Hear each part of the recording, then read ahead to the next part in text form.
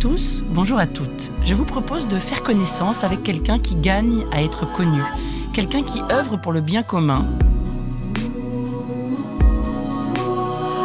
Des ailes au talent, c'est une série de portraits d'hommes et de femmes dont l'énergie et le parcours méritent d'être racontés. Des portraits littéraires. Nous avons choisi de donner la parole à des écrivains et écrivaines. Chaque épisode de ce podcast est donc le fruit d'une rencontre entre un talent et une plume. La première saison des Ailes au talent est consacrée à l'enfance. L'auteur que vous allez entendre dans cet épisode, c'est Pierre Ducrozet, et voici celle dont il a écrit le portrait. Je m'appelle Ghislaine Dehaene, je suis pédiatre, directrice de recherche au CNRS dans le laboratoire Unicog, qui est un laboratoire qui étudie les fonctions cognitives chez l'adulte, mais aussi leur développement chez l'enfant et le tout jeune bébé. Portrait de Ghislaine Dehaene par Pierre Ducrozet. Vous écoutez des Ailes au talent, soyez les bienvenus. Il y a d'abord un rire qui résonne. Il y a ensuite la joie de la connaissance, de chercher toujours, de trouver parfois le gai savoir. Ghislaine Dehaene rayonne, elle compte et raconte, et moi je l'écoute, attentivement. Amateur, malhabile, je m'efforce de comprendre. La neuroscientifique et pédiatre française, spécialiste du cerveau des nouveau-nés, vient d'une famille d'éleveurs de chevaux de course et de jockeys, en Mayenne. Toute la famille, sans exception, travaillait, ou travaille encore, dans les courses de chevaux. Plus exactement les sulky, qui tractaient les calèches et les diligences. Ghislaine est donc l'oiseau sauvage, la seule à n'avoir pas suivi le sillon familial, à être sortie du monde des chevaux auquel elle était pourtant destinée. Et aujourd'hui, nous sommes bien loin de la Mayenne, plus précisément à Sarclay, dans son laboratoire de neurospin, spécialisé dans l'imagerie et l'étude des nouveau-nés. Et pourtant, durant nos conversations, j'aurais toujours la sensation d'être entraîné dans une cavalcade, de courir derrière un pur sang. Car Ghislaine Dehaene galope, son esprit et sa parole jaillissent sans trêve, et moi, je suis à la traîne, mes neurones tardent à établir les connexions nécessaires. Son père, qui vient de décéder, venait d'une famille de Belges exilés. Il était différent du reste de la famille, tout comme sa mère, qui préférait la peinture et la musique aux chevaux. Mais pas le choix, ils reprirent malgré tout le flambeau. Ghislaine, passionnée par l'école, part quant à elle étudier la médecine à Tours. Dès le départ, elle va vite. C'est décidé, elle sera médecin dans sa région natale. Mais une réforme nationale change la donne. On décide alors d'offrir à tous les internes une année de recherche, considérant qu'ils ne la pratiquent pas assez. Ghislaine Lamberts, de son nom de jeune fille, souhaite alors se spécialiser en pédopsychiatrie, mais en venant de la pédiatrie et non de la psychiatrie. Le corps et l'esprit étant encore des domaines très séparés en France, et ce jusqu'à aujourd'hui. Elle se rend donc à Paris, et fait alors la rencontre décisive de Jacques Meller, un personnage haut en couleur, polyglotte, formé aux États-Unis et directeur de recherche au CNRS. Il est alors l'un des seuls à considérer qu'il existe une continuité entre le bébé et l'adulte et qu'il s'agit de comprendre le nouveau-né pour pouvoir saisir la suite. Ghislaine, curieuse, plonge à son tour dans ce territoire inconnu. Elle ne s'était pas encore vraiment intéressée à la manière dont le langage naît chez l'enfant. Comment le code-t-il ? Comment s'organisent les différentes langues dans son cerveau ? C'est ce que cherche à savoir Jacques Meller, qui met au point des séries de calculs pour comprendre la manière dont le nouveau-né appréhende le langage, partant du principe que toutes les fonctions de haut niveau sont décomposables. Nous sommes à la fin des années 80 et l'imagerie n'existe pas encore. Pour tester les bébés, on utilise alors la technique de la succion, qui permet d'observer leurs réactions. Et une expérience passionne alors la jeune interne. Il s'agit de faire passer au bébé une bande enregistrée sur laquelle une voix de femme parle en français, puis en russe, et de regarder comment il réagit. Et le résultat la sidère. Le bébé tète plus fort au changement de langue. Dès la naissance, les bébés arrivent donc à reconnaître et discriminer les deux langues, en particulier les différentes mélodies. La jeune étudiante est sous le choc, fascinée. Jamais elle n'avait entendu parler d'une chose pareille. Elle achève ses études de pédiatrie avant de repartir vers sa nouvelle passion, qui ne la quittera plus, comprendre ce qui se passe dans le cerveau des bébés. « 1986. Alors qu'elle travaille à la maternité de Port-Royal, Ghislaine se rend, comme chaque semaine, à la Maison des sciences de l'homme, boulevard Raspail, où Jacques Meller a son bureau. Un mardi, un des mathématiciens qui travaille là, sur la représentation des nombres, s'approche et lui demande si elle veut prendre un café. Elle dit oui. Il s'assoit et Stanislas Dehaene lui demande à brûle-pourpoint si elle ne veut pas partir dans le désert. Ghislaine le regarde. « Quand ?» demande-t-elle. « Ce samedi », dit Stanislas. « On est en train d'organiser une méharée dans le Sahara sud-algérien pour chercher la comète de Halley et il nous reste une place dans le groupe. »« Dans 4 jours ?» demande Ghislaine. « Ok, pourquoi pas. » Et le samedi, elle part avec eux dans le désert. 3 mois plus tard, Ghislaine et Stanislas se marient. Depuis, ils n'ont cessé de faire équipe et de travailler ensemble. Ils échangent constamment et leurs trajectoires naturellement convergent. En 1994, ils partent tous les deux travailler à l'université d'Oregon, à Eugene, aux États-Unis. Ils y resteront 2 ans. Et c'est là que Ghislaine Dehaene fait une autre rencontre décisive, celle de Michael Posner, grande figure des sciences cognitives, qui a inventé quantité de paradigmes, comme la façon de tester l'attention, ou encore le filet comportant 64 électrodes, qui a permis de comprendre la manière dont les bébés percevaient les différentes syllabes et en combien de temps. Mais une question demeure. Où cela se passe-t-il dans le cerveau ? On aura la réponse un peu plus tard, avec l'arrivée de l'IRM, l'imagerie à résonance magnétique. Cette aventure a commencé dans les années 90, m'explique Ghislaine Dehaene. Mais nous avons eu nos premières machines au début des années 2000, avec lesquelles on a pu examiner les enfants. Avec l'IRM, on peut voir quelle région du cerveau travaille, mais on ne peut pas savoir à quelle vitesse. On joue sur le fait que l'hémoglobine transportant l'oxygène, dans les globules rouges, contient du fer. Lorsque l'oxygène a été délivré à une région du cerveau qui travaille, le fer de l'hémoglobine n'est plus caché et perturbe alors le champ magnétique. Et nous mesurons cette perturbation. Mais c'est une réponse différée. On ne perçoit le signal qu'au bout de quelques secondes, et c'est trop tard pour connaître la vitesse d'exécution. On repère donc le lieu où cela se passe, mais pas le temps que cela prend. En combinant l'électroencéphalographie pour le temps et l'IRM pour la localisation, on obtient un tableau plus complet.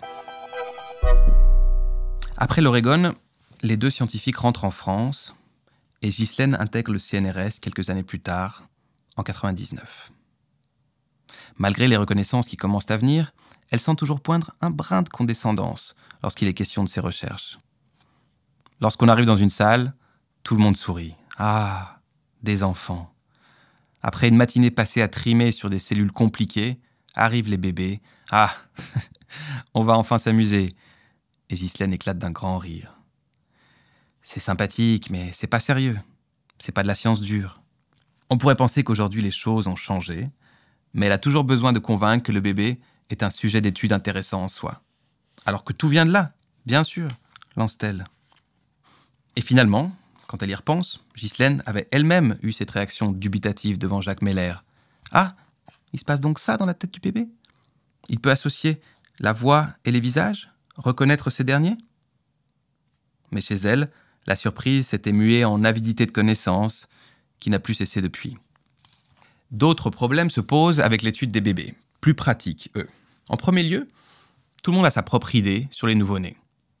Comment savoir ce qui se passe vraiment dans leur tête ? Comment en apporter les preuves tangibles ?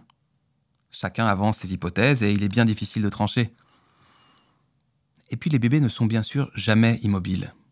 Leur concentration est volatile, on dispose de peu de temps pour les étudier, on ne peut pas leur donner d'instructions verbales, on ne peut pas les entraîner non plus, on n'a qu'une occasion, il ne faut pas la rater. En revanche, on dispose d'un grand avantage, le bébé est curieux. Il n'a pas peur, il veut savoir, il veut essayer des choses, et Ghislaine et ses collègues obtiennent des réponses très fortes. Les bébés ne sont jamais blasés. Ils veulent comprendre, ils sont naturellement intéressés par la parole et par les voix. Et puis, dernière difficulté, il faut convaincre les parents. Pourquoi amener son bébé se faire examiner à Neurospin ? Toute l'équipe prend le temps d'expliquer ce que cela pourrait apporter à la science, et finalement, beaucoup se lancent. et sont surpris ensuite de découvrir, devant les expériences proposées, leurs enfants autonomes, curieux et se débrouillant très bien sans eux. Le parcours de Ghislaine Dehaene est scandé d'autres travaux importants, comme celui autour des prématurés, effectué à Amiens à partir de la fin des années 2000, et de leur apprentissage des syllabes. À 6 mois, les neurones des prématurés ne sont pas encore en place. Ils sont en train de migrer du centre de la tête, où ils ont été créés, jusqu'à leur place définitive, sur le pourtour.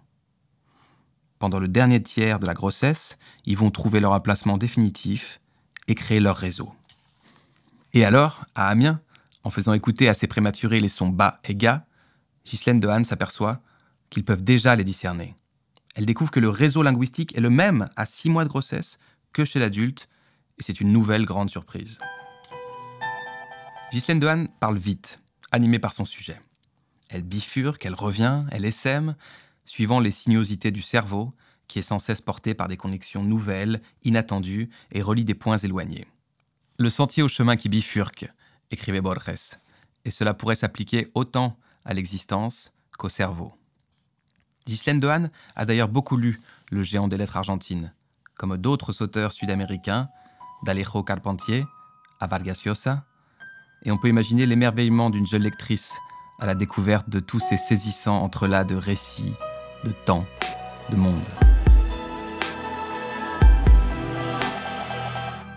Le centre Neurospin, où l'on se trouve aujourd'hui, ouvre ses portes en 2007, créé par le CEA, le Commissariat à l'énergie atomique, car il s'agit là de recherche de physique pure, donc littéralement atomique. Ghislaine y dirige l'équipe neuroimagerie du développement du centre de recherche. Les 6 grandes arches du bâtiment de Neurospin rutilent sous le doux soleil de septembre. Sous chacune d'elles repose une IRM différente dont les contours sont épousés par les ondulations du métal qui reflètent les rayons. À partir de la première machine, d'une puissance de 3 Tesla, qui est donc l'unité de mesure, on monte en gamme jusqu'au fleuron de Neurospin, l'IRM de 11,7 Tesla, qui est la plus grande du monde. Encore un truc de mec, s'amuse Ghislaine. Installée en 2017, et après des années de tests, elle pourra bientôt accueillir ses premières expériences et ses premiers patients. On explore les couloirs de la grande structure, dont Ghislaine me détaille chaque recoin. Ici, l'IRM en carton, sur laquelle on entraîne les plus jeunes, avant de se lancer vers la vraie machine et son bruit assourdissant. Là, la salle des électroencéphalogrammes, où Ghislaine me montre les différentes tailles de filets que l'on trempe dans l'eau salée et tiède, avant de les poser sur les crânes des enfants, et faciliter ainsi les réactions des électrodes. Un peu plus loin, le labo de magnétoencéphalographie, dont le champ magnétique est si sensible qu'il faut bien une porte blindée et la paroi extérieure pour ne pas être perturbé par le mouvement des voitures sur le parking voisin. On arrive alors aux IRM et les saisissantes images qu'elles offrent de l'évolution d'une pathologie chez un nouveau-né à celle d'Alzheimer chez les plus âgés. Nous passons ensuite vers l'autre versant de Neurospin où se trouvent les bureaux de l'équipe, laquelle compte autour de 200 personnes. Voilà, nous y sommes, le laboratoire Unicog, où travaillent Ghislaine et Stanislas Dehaene, et où l'on plonge plus spécifiquement dans les troubles de l'apprentissage, afin d'inventer des manières d'y remédier. Mais il nous faut comprendre encore mieux leur cerveau pour pouvoir les aider autant qu'on le voudrait, dit Ghislaine Dehaene dans un grand éclat de rire. Ce rire qui s'élève régulièrement dans notre conversation. Ghislaine Dehaene virevolte, elle déborde d'une énergie puissante, animée d'une curiosité qui semble insatiable. À 61 ans, elle est bien loin de se lasser de son objet d'étude, ni de rien d'ailleurs. Objet d'étude qui semble infini. Nous qui essayons de comprendre les mécanismes du cerveau, dit-elle, nous sommes dans une situation presque comparable à celle des physiciens des années 1920, juste avant la découverte de la relativité. On a des machines, on teste et on observe, mais on ne comprend toujours pas entièrement comment ça marche. Quelle est la loi ultime, l'équivalent de la loi de la relativité, pour le cerveau? Qu'est-ce qui fait que l'homme va sur la Lune et que nos cousins les chimpanzés sont toujours dans la forêt? Quelle a été la bascule? Une autre question, décisive, demeure. Pourquoi a-t-on un cerveau aussi évolué et ne parvient-on pas à bâtir un monde meilleur? Avec nos capacités, on devrait déjà avoir résolu la faim dans le monde, pour ne donner qu'un exemple, déplore-t-elle. La reconnaissance pour l'ensemble des recherches sur les bébés est finalement arrivée, et pour Ghislaine Dehaene en particulier, qui a notamment reçu la médaille d'argent du CNRS en 2018, le Grand Prix de la Fondation de France et le prix de la Fondation Énergie. Elle considère pour autant qu'il y a toujours un vrai problème de prise en charge des enfants, et notamment des prématurés, qui représentent près de 80 000 enfants par an en France. Les recherches de Ghislaine et de ses congénères, en particulier dans ce laboratoire Unicog, ont pour autant largement contribué à modifier la conception que l'on a aujourd'hui des nouveau-nés. En démontrant que la plupart des qualités de l'adulte sont déjà présentes dès les premiers mois, dès les premiers jours même, elles ont aidé à réinventer le statut du bébé. Auparavant, on voulait bien leur accorder l'émotion, oui, mais les réflexions et les raisonnements étaient réservés aux adultes. Tout cela a changé, ou est en train de changer. On passe lentement du statut d'objet animé à celui de sujet. Que s'est-il passé? Et quand? Avec l'arrivée de l'imagerie, les choses ont commencé à changer. On a pu enfin observer le cerveau travailler, en direct, et constater que chez le bébé comme chez l'adulte, les réseaux sont complexes et font intervenir toutes les régions, y compris les zones frontales qui régissent la planification, et dont on pensait que le bébé ne se servait pas. Bien sûr, l'enfant va apprendre, mais le réseau est déjà là, et il est très structuré. Et puis la conception du cerveau a aussi beaucoup évolué pendant ces années. On a longtemps pensé qu'il recevait uniquement, qu'il était une sorte d'appareil photo, et que le bébé enregistrait simplement ce qui se passait autour. On commence alors à comprendre que le cerveau est en réalité un prédicteur. Il a une activité interne, des stimulus, et ce qui l'intéresse, c'est d'imaginer, d'anticiper. Et quand il fait une erreur de prédiction, c'est là qu'il apprend. On sait à présent qu'un bébé est un explorateur très actif, qui élabore des hypothèses, lesquelles sont ensuite vérifiées, ou non, et ce dès le départ, y compris chez les prématurés.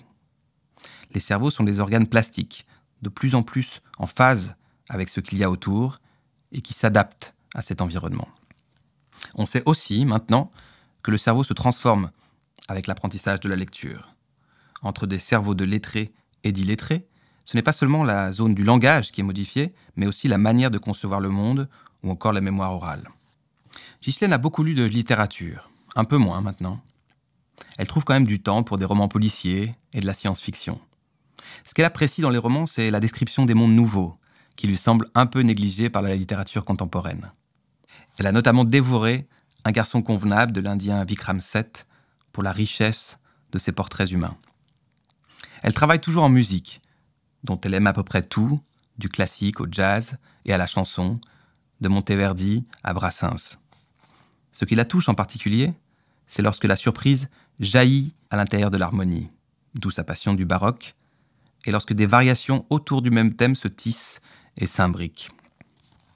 Ce qui la passionne en général dans l'art, c'est la manière dont les créateurs lui dévoilent ce qui est caché derrière l'évidence, et proposent une vision neuve de ce que nous voyons tous. Le cerveau, encore une fois, et les infinies variations de ses perceptions du monde. Ghislaine a parfois l'impression de ne pas participer assez à la vie politique et associative, et s'en sent coupable. J'ai un sentiment de culpabilité très développé à cause de mon éducation religieuse, me dit-elle. Et le manque de pragmatisme des élus politiques la décourage souvent. Ghislaine Dehaene est une indécrottable optimiste, malgré la morosité ambiante et la catastrophe écologique en cours. Elle pense que nous allons nous adapter et rebondir, comme le font constamment nos cerveaux. Et qu'il faut, pour retrouver l'envie d'agir, être moins constamment négatif et se laisser guider par l'énergie et par le mouvement. Elle ne cesse de s'étonner de tout, et c'est sans doute ça la clé.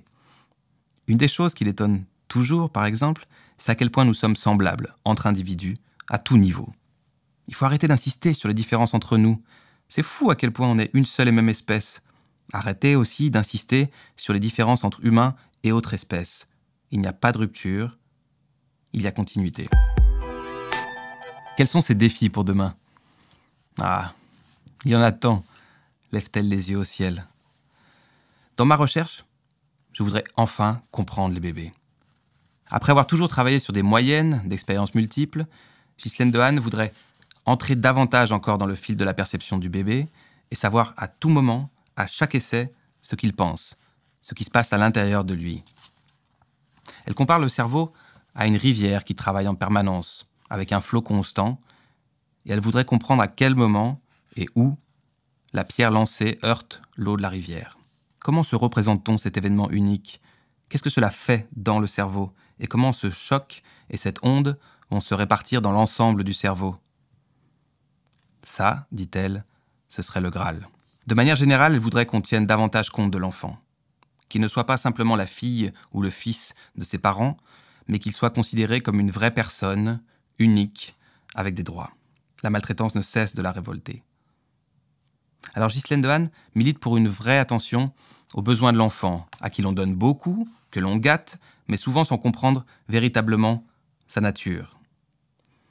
L'école en particulier devrait se réinventer pour enseigner mieux et autrement et permettre aux enfants de se développer plus librement. Elle a travaillé dans le comité des 1000 jours, récemment, une initiative soutenue par le gouvernement et présidée par Boris Cyrulnik, pour guider les parents dans ces premières années décisives pour le nouveau-né. Elle a pu y observer à quel point le bébé reste un problème privé, qui ne fait pas partie des préoccupations de la société. On renvoie l'enfant à ses parents, et on a tort, dit-elle. Il est un citoyen comme un autre, on doit s'occuper de ses droits. Si on le maltraite maintenant, quel adulte en sortira ? Un adulte peut s'occuper de lui-même, mais qui s'occupe des enfants ? Ghislaine et Stanislas Dehaene ont eu, quant à eux, 3 garçons. Un jour, l'un d'eux est revenu de l'école avec un dessin de cerveau. Étonnant, non ? Et les enfants grandirent et devinrent ingénieurs. Tous les 3 travaillent aujourd'hui dans l'intelligence artificielle, passionnés par les réseaux profonds, me raconte-t-elle d'un air presque résigné.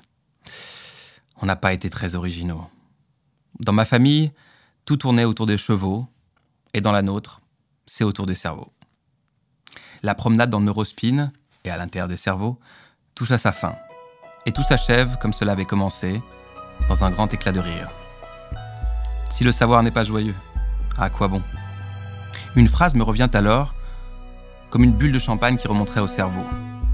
Une phrase que Ghislaine a dite au milieu de la conversation. J'ai remarqué une chose au fil des années. Les grands esprits sont toujours extrêmement gentils et agréables. Ils sont toujours généreux de leurs idées. Ils aident les jeunes à progresser. Et elle me l'a confirmé, une nouvelle fois, aujourd'hui.